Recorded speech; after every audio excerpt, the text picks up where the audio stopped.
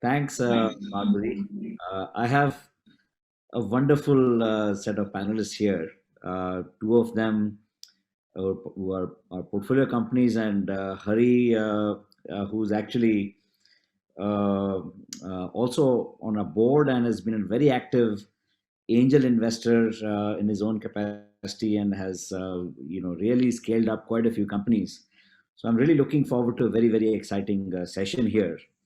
And in fact, EdTech is one sector which has actually uh, quite pleasantly surprised lots of people out there, especially investors who've been investing in this and investors who've invested in this sector for the last 4 or 5 years.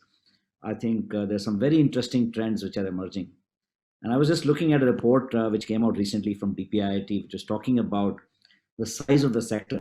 It is talking about total size of about $225 billion by 2025, with EdTech, the tech part out of that being almost about $11 billion, growing almost at 38% year on year from here onwards. So it's a very unique, sector in that sense, with a lot of disruptions happening. So, I would love to hear, your thoughts, each one of you, and of course, Hari, your thoughts would be really appreciated from an investor's perspective and also as a mentor's perspective to the sector. Maybe I'll start with you in terms of what's your bigger picture view of how is this sector shaping up. How COVID has actually disrupted the sector, and what should we expect in this sector. You're on mute, Hari. Thanks, Vikram. And I think COVID has been a game changer for several EdTech companies. People who have been able to move fast have seen phenomenal results. I just, attended a meeting of one of my portfolio companies. They have grown 100 times in the last 20 months. So from a 10 lakh type of a turnover, they are now doing $1 million monthly run rate, and they say that they will do 10 million in the next 24 months. So the revenues are mostly coming from the international markets. In the sense, the revenue shift is very significant for certain companies. That international revenues are coming in for Indian EdTech companies who are totally changing the whole way you can develop skills or impart your experience.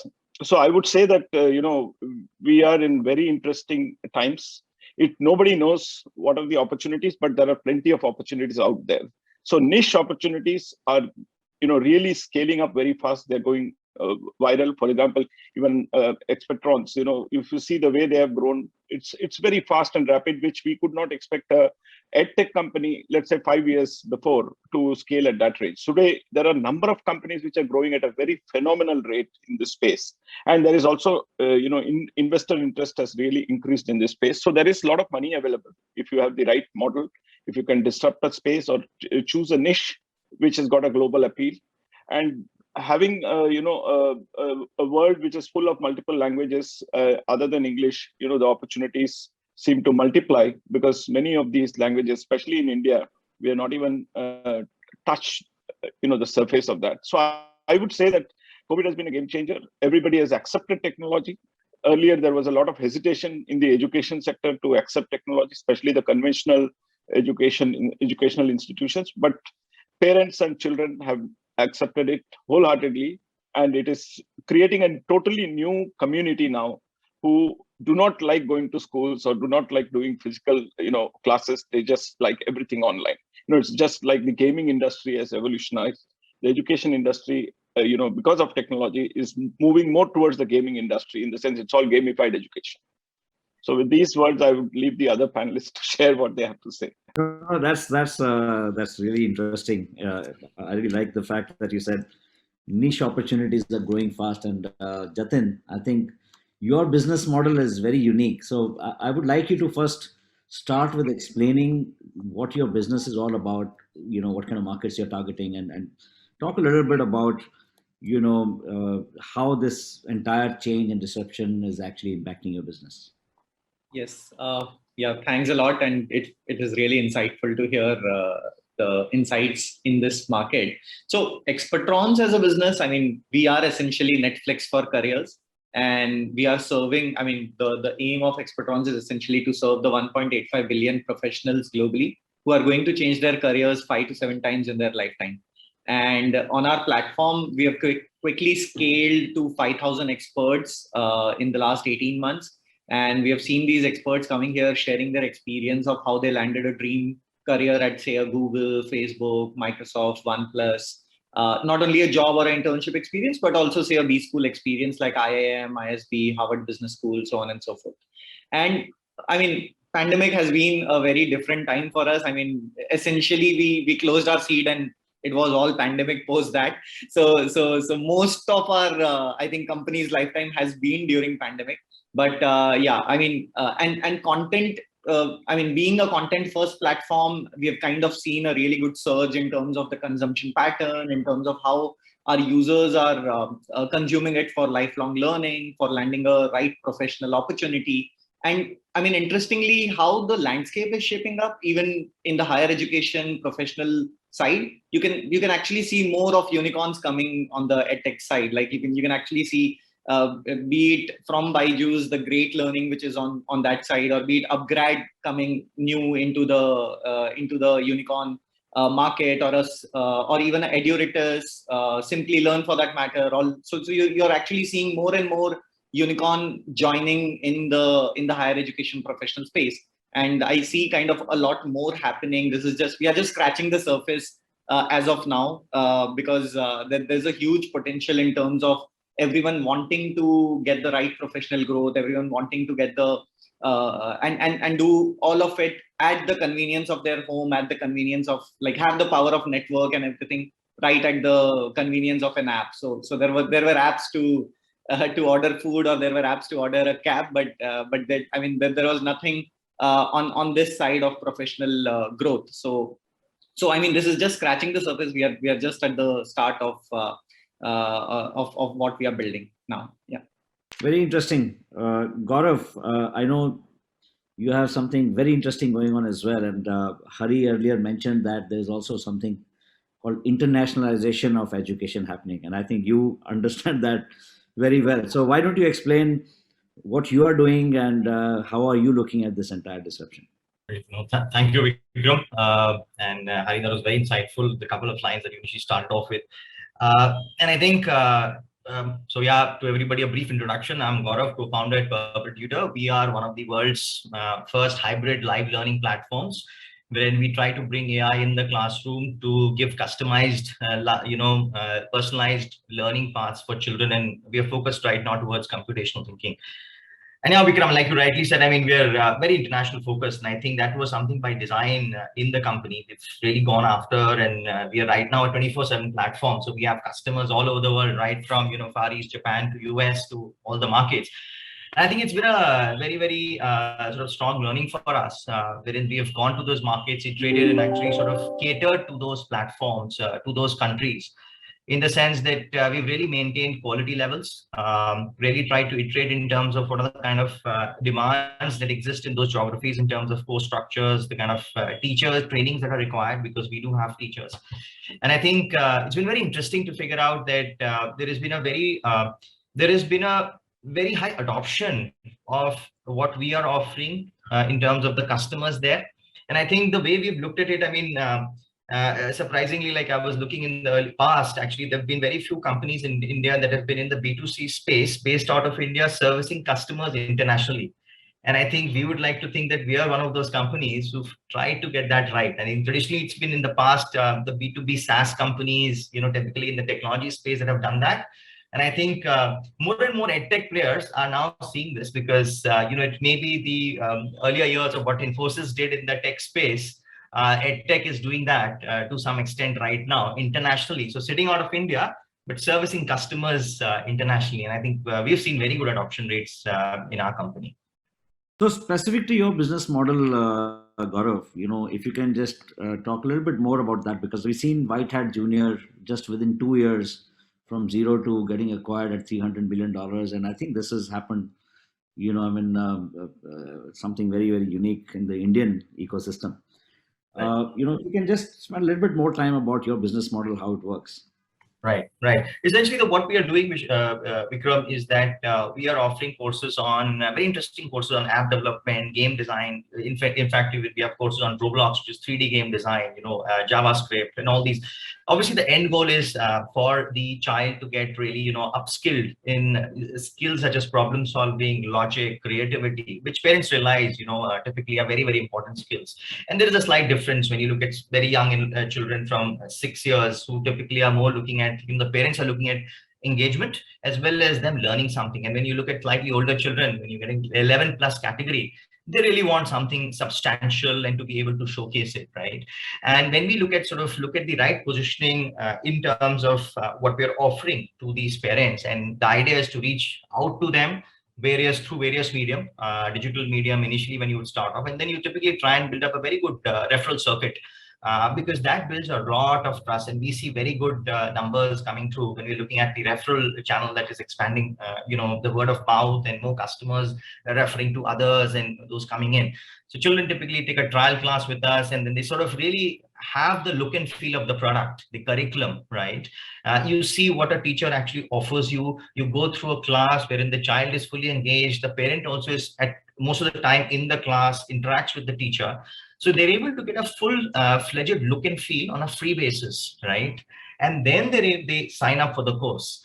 So that's sort of kind of model that we look at. And when we're doing offering these kind of courses to children across the world, there is extremely high adoption, because, when we even started the platform, we surveyed customers across geographies, whether it was Southeast Asia, Middle East, Europe, Americas. We figured out that parents were really wanting children to learn this kind of a skill set. And guess what? Children were also very, very keen, because, it's in your face. Everybody has smartphone today, use the Amazon app or Twitter or XYZ.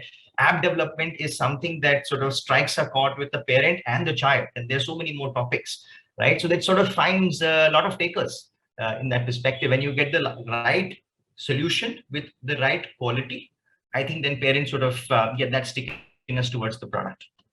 Interesting. Hari, Jatin mentioned something very interesting, that there's so many unicorns which are getting added in this space. But on the other side, we are seeing this one giant Byju's, which has now become the largest unicorn in the country. And every week we hear a new acquisition happening by Byju's. How do you see this, space with consolidation happening on one side and new unicorns emerging on the other side? So where do you see this going? I mean, do you see more and more consolidation happening, or do you see many more unicorns coming out? I think Byju's, started off very well, but today I have a little sort of doubts in terms of what they're actually doing. They're typically playing a consolidation or an acquisition game, buy and build strategy, right? So and probably they want to go public, in some of the foreign markets, and they want to satisfy all their investors. So their game has, whatever they started, I think they are now on a, more or less like a private equity player, who's trying to consolidate good companies and build a huge, I would say, suite of products and customers. I'm very suspicious and I'm very scared about this type of a model, primarily because education really needs to have a cutting edge, in the sense you can have 10 different companies like Expectron, which could be a unicorn, but you cannot have one very large company in the education space, because, I think teachers are the foundation of all educational institutions, and it's very, very important for the quality to be maintained, and at such large numbers. I don't know what Byju is doing, because I heard that most of the turnover has come from hardware sales, in the last whatever was reported, which is very surprising for an EdTech company. You can sell devices, but devices cannot be 60-70% of your sales. So that's that. I really, to tell you very honestly, I can't comment on Byju's because I don't know. I just have seen it from the surface. But I do see that there are very sharp entrepreneurs who are really going after the real market. When I say real market, the global market is huge. It can accommodate, 20, 30, 40, unique companies, which could be unicorns and which are totally focused in one space. And they're continuously delivering value to the customers, continuously building a network of specialized teachers, because I think teachers are very, very important in this whole EdTech space. Though we have technology which we can leverage, we need to leverage the technology in building high quality teaching and learning methods. So I would again say that, for people who are disabled, we still have a very large market, in the sense who have got many types of impairments. For them, there is a large requirement for online learning, which is still, I would say, very, very nascent in terms of the development. So a large company like Byju's would do more of the market game. They will play the market game. They will acquire good companies. They will kill some good companies, because their path to growth is very clear, that they need very large numbers to satisfy their investor base and their customer base. So we do hear a lot of negative things about Byju's as well.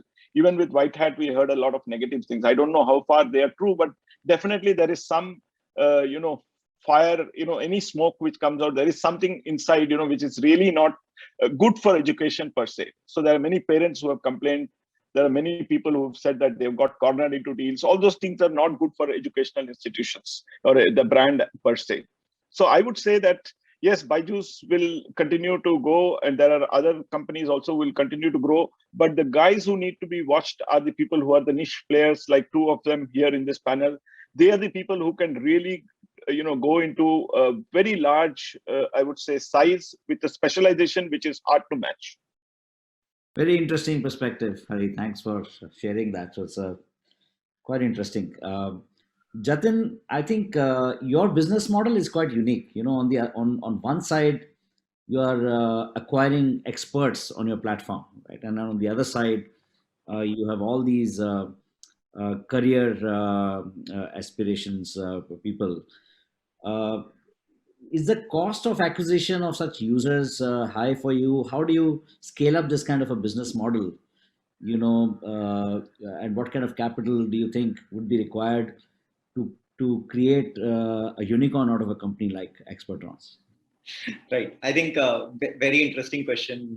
This is Vikram, and I mean, this was the thought at the start while we were laying the foundations of Expertrons, and we did have in mind that we will be the content first kind of platform with a lot of useful content being made available on the platform. And when I call it Netflix for careers, I mean I really mean that a lot of content which will be useful for people to grow in their professional path will be made available on the platform. So right now we are already at 100,000 minutes of content on the platform, and people coming and consuming this content. So I can actually come on the platform, talk to video bot of Vikram, and understand how Vikram's career path went from somewhere to being a great VC. So I can actually talk to your video bot, understand your career path, and then actually book a one-on-one consultation with you.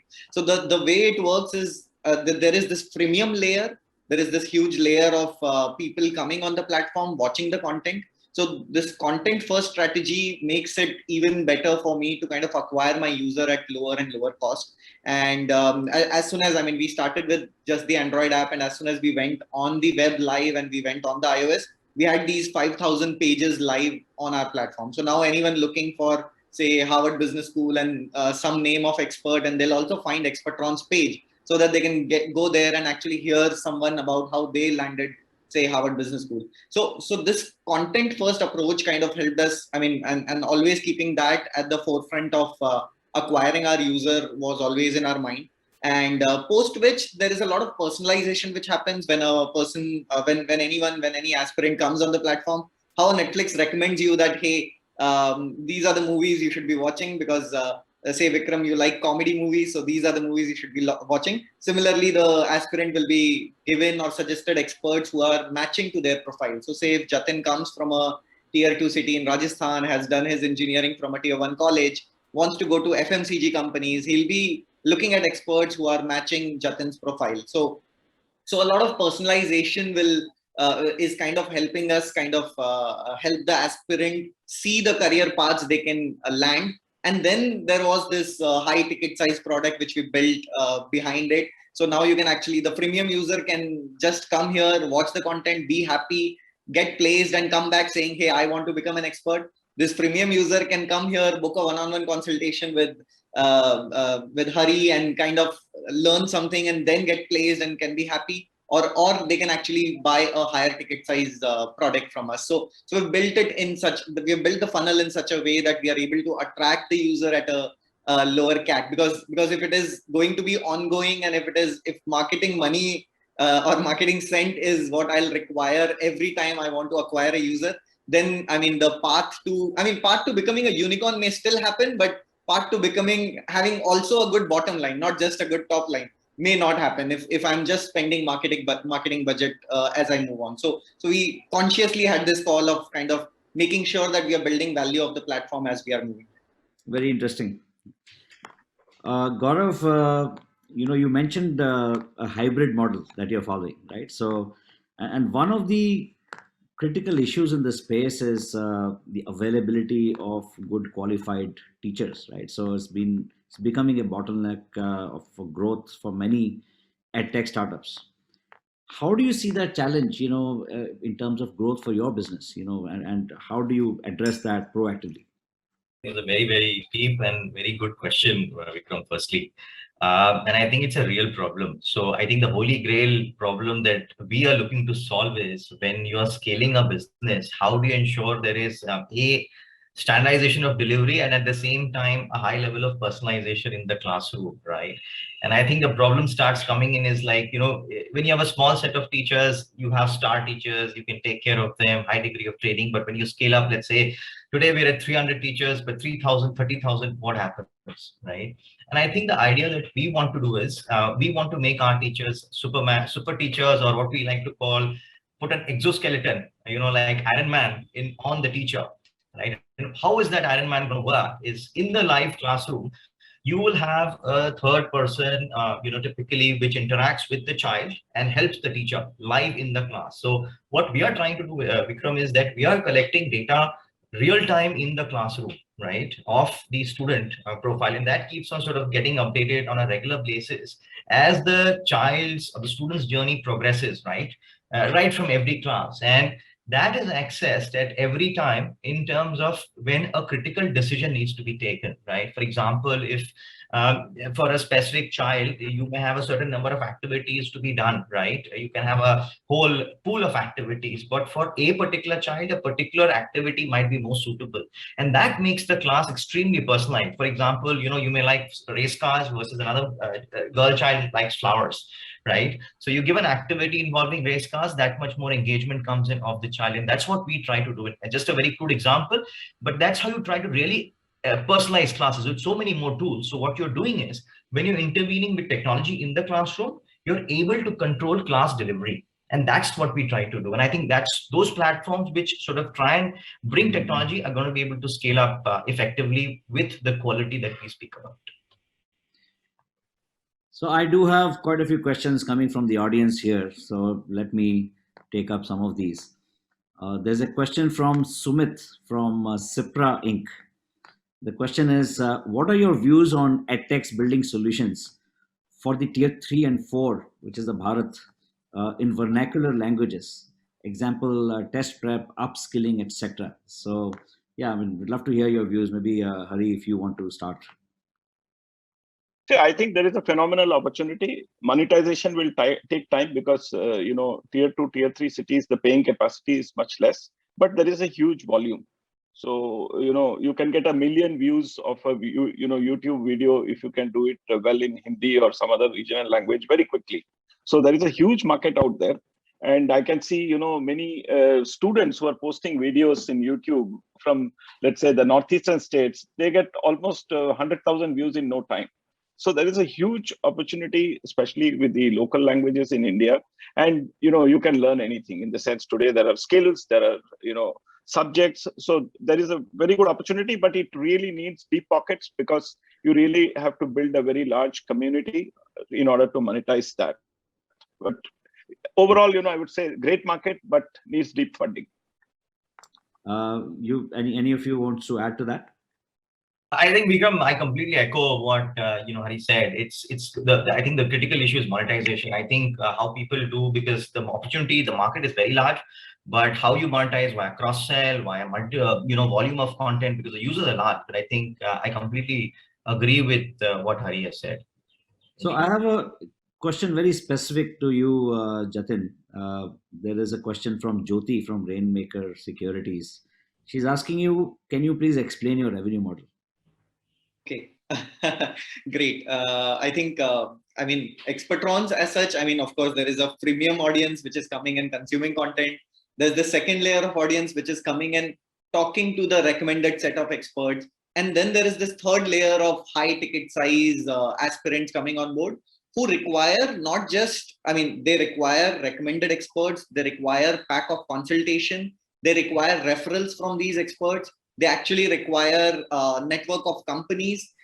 They actually require capstone projects. So we have kind of bundled all of it together. And you can actually call us like a virtual alumni cell and a virtual placement cell for a lot of these tier 2, tier 3 city aspirants who are coming on board. And we have a high ticket size, like a $250 plus income sharing product on our platform, which they opt for. So when they opt for this, they actually get all of it together. Like they actually get capstone projects by these experts that get to talk to recommended experts. They'll also refer them to their particular role. And we have a network of 2,000 plus companies whose jobs are listed on our platform. So they also get access to the jobs on our platform. And once they get placed, there is also an income sharing component which triggers. So our revenue model involves both a fixed plus income sharing model. And that has kind of helped us grow 57x in the last 12 months. Yeah. I know I have only 3 minutes left, but I have quite a few questions coming up, but I'll try to take maybe 2 of them. There's a question from Mr. KK Bhagel. So he says it's a feedback on online studies. He says his wife actually is an HOS at British Curriculum School in UAE, and the challenge they're facing with the online education. You lose touch with the social world, and therefore the online teaching has to be even more creative. So I know that this is one question which many people, whoever has kids, they know this, that the whole environment at home has changed. But I think it's more to do with the I don't know if there are any reactions to that. It's there's no question attached to it, but any experience that you guys want to share with how you guys are either leveraging that or seeing challenge with respect to your business. Bikram, I'll go first. I would say that young people today, that is children, are all, they are all screenagers. They are all learning from screens only. So they spend a lot of time with screens. So the world that they will be moving into is more into, virtual reality, augmented reality, that type of a thing. So I think we are going to a totally different world, which has not been seen before. And young children are directly, getting adjusted to that type of a world, and they're very, very comfortable in that. Yes, we do get into some type of mental health issues and other things. So, but that's something which is an offshoot of any type of technological advances. So I would say that we really need to balance the mental health and social skills portion along with all the advancement in technology. Otherwise, we will have a society where people don't talk to each other, but they only talk in screens. So we have run out of time, but I'll take the liberty of another 15 seconds asking one last question from my side. When would you see a $1 trillion company in education sector?